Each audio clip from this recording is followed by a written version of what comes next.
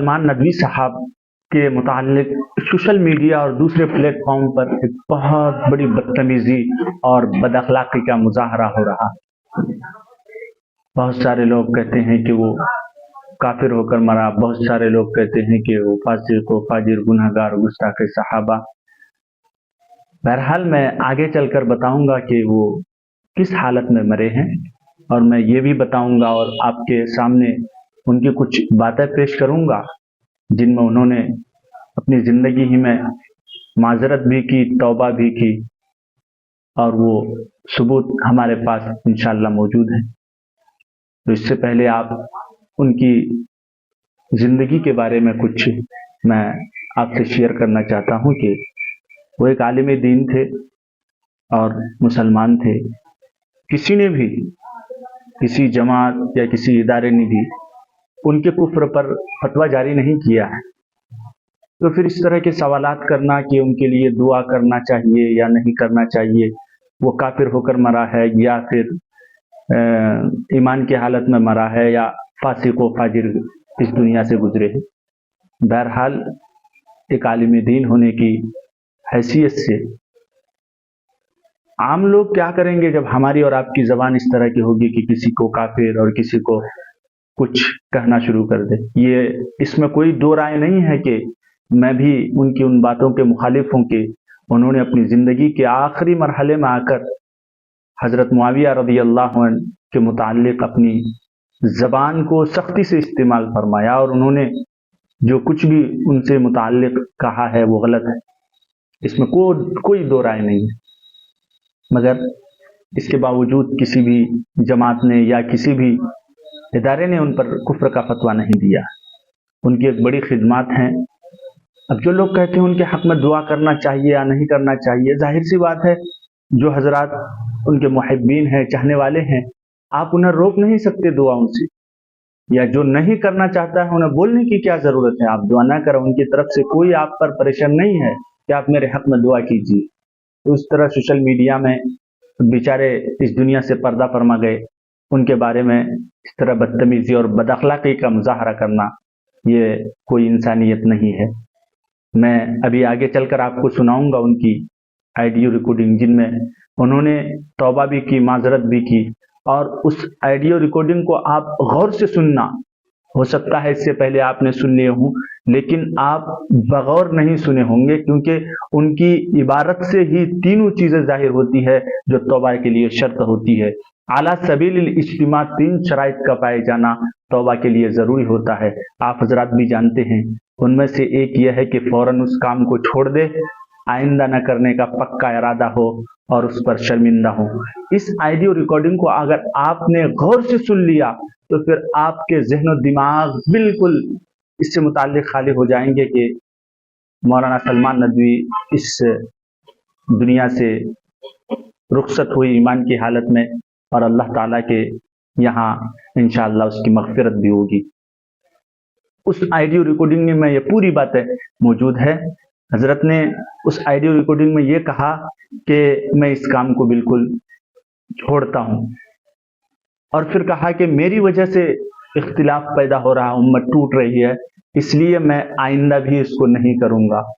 فوراً چھوڑا بھی اور امت کے ٹوٹنے پر شرمندہ بھی ہوا، اور پھر اسی طرح آئندہ نہ کرنے کا ایک پختہ ارادہ بھی کیا۔ اور کسی بھی توبہ کے لیے تینوں شرائط کا پائے جانا اعلیٰ سبیل الاجتماع ضروری ہے، جو کہ ان کی آڈیو ریکارڈنگ کو میں نے غور سے سنا تو یہ تینوں باتیں بیک وقت موجود ہیں۔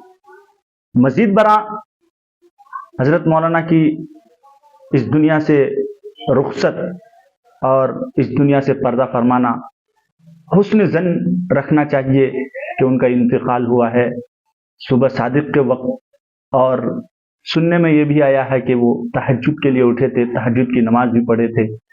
مزید برآں پیر کا دن تھا، اللہ کے نبی صلی اللہ علیہ وسلم کا اس دنیا سے پردہ فرمانا بھی پیر کے دن کا ملتا ہے۔ بہرحال اور اسی طرح محرم الحرام کے مقدس مہینے میں ان کا اس دنیا سے پردہ فرما جانا، یہ سب حسن ظن سے تعلق رکھتا ہے۔ اس لیے ہمیں مولانا سے متعلق حسن ظن رکھنا چاہیے، اچھا گمان رکھنا چاہیے۔ کہ اللہ تعالیٰ ان کی مغفرت فرمائے. اور اس طرح کے بےہودہ بکواسات، بدتمیزی، کمنٹ کرنا، بد اخلاقی کا مظاہرہ کرنا، یہ انسانیت کے خلاف ہے. آپ پوری آڈیو ریکارڈنگ شروع سے لے کر آخر تک ضرور سنیں. اور جو حضرات میرے چینل میں نئے ہیں سبسکرائب ضرور کر لیں. والصلاة والسلام علی رسول اللہ. ابھی مجھے ایک تحریر اپنے دوستوں، بزرگوں، محبین اور محبوبین کی طرف سے ملی، جن میں سر فہرست مولانا عیسیٰ منصوری صاحب ہیں، ہمارے برادر عزیز مولانا سید الرحمن فیضی صاحب ہیں، ہمارے بزرگ ڈاکٹر محسن عثمانی صاحب ہیں. مختلف حضرات کی طرف سے ایک تحریر ملی کہ بھائی جو موضوع چھڑا ہوا ہے اس کو بند کر دینا چاہیے. تو میں ان کا بہت ہی قدرداں ہوں، شکر گزار ہوں. وہ بہت ہی فکر مند ہیں، درد مند ہیں. جو کچھ ہوا اس سال 1.5 سال میں اس سے پریشان ہیں، اور ظاہر ہے کہ ان سے زیادہ میں پریشان ہوں کہ میں نے جو باتیں بھی کہی تھیں، بہرحال صرف حدیثوں کی بنیاد پر کہی تھیں، لیکن میں نے انہیں بند کر دیا. میں نے یہ اعلان کر دیا کیونکہ ہمارے جو مخلص ہیں اور ہمارے عزیز ہیں اور ہمیں محبوب ہیں، ان حضرات کی طرف سے مخلصانہ بات جو فرمائی گئی ہے میں اس سے پورا اتفاق کرتا ہوں. میں چاہتا ہوں کہ امت میں فتنے نہ ہوں، اسی لیے میں نے ایک تاریخی اعلان کیا جس میں میں نے یہ بات بیان کی کہ حضرت حسن رضی اللہ تعالیٰ عنہ کے طریقے کو اختیار کرتے ہوئے میں نے خاموشی کا فیصلہ کیا، اور یہ فیصلہ کیا کہ بھئی جیسے یوم الجماعت قائم ہوا تھا جب حضرت حسن نے تنازل اختیار کر لیا تھا، ویسے ہی میں چاہتا ہوں کہ یوم الجماعت قائم ہو میرے درمیان اور میرے تمام بڑوں اور چھوٹوں کے درمیان. وہ افراد کہ جنہوں نے اس مسئلے کو بہت ہی شدت کے ساتھ لیا، حالانکہ مسئلہ صرف اتنا تھا کہ ہم لوگ اور کچھ اہل علم بیٹھتے اور حدیثوں کا مطالعہ کرتے، اور جہاں غلطی ہوتی مجھ سے میری اصلاح ہوتی اور جہاں ان سے غلطی ہوتی ان کی اصلاح ہوتی. لیکن بہرحال یہ نہیں ہو سکا اور بات کو بہت بگاڑ دیا گیا، اور ظاہر ہے کہ حالات بہت خراب ہیں. ان حالات میں خدا نخواستہ اگر ہم آپس میں جھگڑتے رہے تو جو فرقوں کے جھگڑے ہیں وہ تو ہیں ہی، مزید ایک فرقے ایک حلقے کے درمیان کے یہ جھگڑے صرف ہمارے دشمن کے لیے مفید ہوں گے اور ہمیں نقصان پہنچائیں گے. اللہ کے ہاں جو معاملہ ہوگا وہ تو اللہ ہی جانتا ہے، اور ہر شخص اپنے کو حق پہ سمجھتا ہے تو وہ اطمینان کرتا ہے. لیکن میں نے اس کا اعلان کر دیا آج سے تقریباً 6-7 دن پہلے کہ میں اب اس موضوع کو بند کر رہا ہوں. میری درخواست ہے اپنے بزرگوں سے اور بھائیوں سے کہ براہ کرم سب کو بھی نصیحت کریں کہ جب یہ کسی موضوع کو بند کر دیا جائے، جو عمل حضرت حسن نے کیا، جب میں ان کے حوالے کے ساتھ عمل کر رہا ہوں تو پھر پچھلی باتوں کو لانا، کھودنا اور سخت ماحول بنانا، گالیاں بکنا، ان کو نصیحت فرما دیں کہ بھائی اس سلسلے کو بند کرو. اس ملک کو نہ تو اس شدت کی طرف لے جاؤ جس نے پاکستان کو جھلسا دیا ہے، اور نہ ادھر لے جاؤ کہ سیریا اور عراق اور یمن اور لیبیا کے مقتل نظر آئیں. انہی سب چیزوں سے بچنے کے لیے ہمیں اجتماعیت کی ضرورت ہے.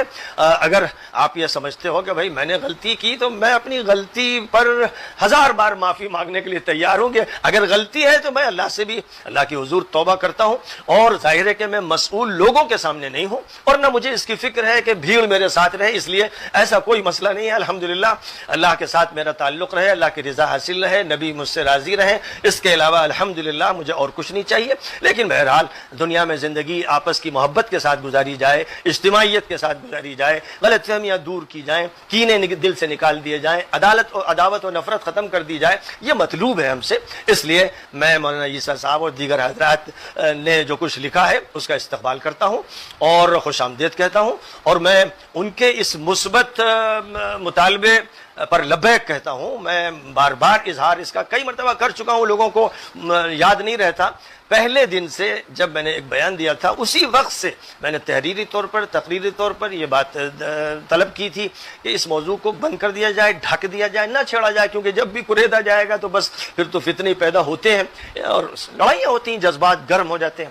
اس لیے بہرحال یہ میری پہلے دن سے درخواست رہی، اور پھر میں شاید 7-8 مرتبہ اس درخواست کو دہراتا رہا. اب ظاہر ہے کہ جب شدت کے ساتھ مخالفت کی گئی تو مجھے قرآن اور حدیث میں دلیلیں تلاش کرنی پڑی. اور الحمدللہ اللہ کا فضل ہے، نہ کسی کتاب عقیدے کا میں نے حوالہ دیا، نہ کسی شخصیت کا، صرف اللہ و رسول کا مسلسل 1.5 سال سے ذکر کر رہا ہوں۔ میری تمام تقریروں میں یہی ہے۔ ہاں یہ بات ہے کہ شکایت کی گئی کہ بہت شدت کے ساتھ بات کرتے ہیں، تو بھائی شدت سے بھی میں توبہ کرتا ہوں، کیونکہ میں نے تو مشعال المصابیح جو کتاب لکھی ہے 10 جلدیں شائع ہو چکی ہیں، مشکات کی شرح کر رہا ہوں۔ ہر جگہ اسلام میں جو یسر کا پہلو ہے، جو سماحت کا پہلو ہے، اس کو پیش کرتا ہوں۔ مسائل میں بھی اسی پر سارا زور دیتا ہوں۔ اسی طرح ان سب مسائل میں بھی شدت نہیں ہونی چاہیے۔ وجادلہم باللتی ہی احسن پر عمل ہو، اگر بحث کرنا ہے تو شریفانہ انداز سے، خوشگوار انداز سے، محبتوں کے ساتھ ہو۔ اس معاملے میں مجھ سے جہاں زیادتی ہوئی میں اس سے رجوع کرتا ہوں، اور جس کو بھی تکلیف پہنچی ہو میں نے تحریری طور پر بھی کہا، زبانی بھی کہتا ہوں، اس میں معافی مانگتا ہوں، اور یہ چاہتا ہوں کہ اللہ مجھے معاف کرے اور نبی پاک علیہ السلام مجھ سے خوش ہو جائیں، اور جو اہل ایمان ہیں ان کے درمیان اچھے تعلقات ہوں۔ یہ بات میں نے آج ایک تحریر میں بھی کہی ہے، اور اس موقع پر جب خط مجھے ابھی ملا تو میں نے فوراً 2 سطروں میں تو اس کا جواب تحریری طور پر دے دیا، امید ہے کہ وہ بھی پہنچ جائے گا، اور تقریری طور پر میں زبانی یہ بات کہہ رہا ہوں، اس وجہ سے کہہ رہا ہوں کہ یہ کوئی نہ سمجھے کہ بھائی میں لوگوں کی رضا چاہتا ہوں یا کوئی مفاد چاہتا ہوں۔ الحمدللہ ثم الحمدللہ، ہرگز نہیں۔ مجھے نہ لوگوں کی بھیڑ چاہیے اور نہ لوگوں کی جمعیت چاہیے، میں اکیلا رہوں اس پر میں راضی ہوں، لیکن یہ چاہتا ہوں کہ مسلمان سوسائٹی میں اخوت ہو۔ انما المؤمنون اخوۃ فاصلحوا بین اخویکم واتقوا اللہ لعلکم ترحمون یا ایھا الذین آمنوا لا يسخر قوم من قوم عسى ان يكونوا خيرا منهم ولا نساء من نساء عسى ان يكن خيرا منهن ولا تلمزوا انفسكم ولا تنابزوا بالالقاب بئس الاسم الفسوق بعد الايمان ومن لم يتب فاولئك هم الظالمون یا ایھا الذین آمنوا اجتنبوا كثيرا من الظن ان بعض الظن اثم ولا تجسسوا ولا يغتب بعضكم بعضا ايحب احدكم ان ياكل لحم اخيه ميتا فكرهتموه واتقوا الله لعلكم ترحمون۔ لہذا میری طرف سے کسی کی غیبت ہو گئی ہو، میں نے غلط لفظ کسی کے لیے استعمال کر لیا ہو، میری زبان کے اندر درستی و سختی پیدا ہو گئی ہو، 10 بار میں اس پر معافی مانگتا ہوں تاکہ دل صاف رہے، دل صاف رہیں، اور ہمارے اندر اہل ایمان کی محبتیں ہوں، جو مطلوب ہے قرآن کے ذریعے، حدیث نبوی کے ذریعے جو اہل ایمان کے تعلقات مطلوب ہوں، وہ تعلقات ہمارے اندر پیدا ہوں۔ میں چاہتا ہوں کہ وہ عبارت جو مجھے بھیجی گئی ہے اس کو بھی سب لوگ پڑھ لیں، میرا یہ جواب بھی سب سن لیں، اور مختصر سے جو جواب میں نے اس میں دیا اسے سن لیں، اور ایک بیان آج میں نے وجادلہم باللتی ہی احسن کی آیت کریمہ کا ذکر کرنے کے بعد نیچے یہ لکھا ہے ایک محبت آمیز درخواست، اس کو پڑھ لیں اور فضا کو ٹھنڈا بنائیں، بہتر بنائیں۔ اب فضا کو بگاڑنے کی کوئی کوشش نہ کرے۔ امید کرتا ہوں کہ میں بھی اپنے وعدے کو پورا کروں گا اور لوگ بھی انشاءاللہ اپنے وعدے کو پورا کریں گے، فضا انشاءاللہ صاف ہو جائے گی، دل پاک ہو جائیں گے، اور تعمیری کاموں میں ہم اور آپ سب لگ جائیں گے۔ اللہ تعالیٰ ہمیں اس کی توفیق عطا